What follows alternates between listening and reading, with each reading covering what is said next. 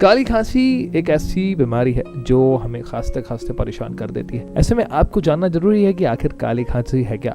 काली खांसी श्वसन तंत्र में होने वाले संक्रमण की वजह से होती है। यह अत्यधिक संक्रामक होती है। काली खांसी से प्रभावित व्यक्ति को खांसते समय कफ बलगम आता है और सांस लेने में तकलीफ होती है। एक सांस लेने में एक तरीके की पैनी आवाज आती है जो वूप जैसी सुनाई देती है।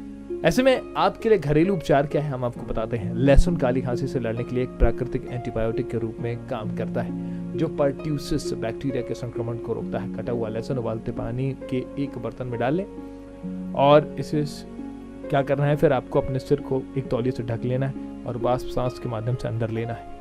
वहीं आप 1 चम्मच लहसुन के रस में दिन में 2 बार 3 बार लें। ये उपाय छोटे बच्चों के लिए सुरक्षित नहीं है, बड़े लोग ले सकते हैं, फायदा मिलेगा। हल्दी में एंटीबैक्टीरियल और एंटीवायरल गुण होते हैं जो कि काली खांसी का इलाज में मदद करते हैं। 1 चम्मच शहद और 1/4 से ½ चम्मच हल्दी पाउडर को मिलाकर सेवन करें या फिर गर्म दूध में ½ चम्मच हल्दी मिलाकर रात में सोते समय लें। इससे काली खांसी में राहत मिलती है।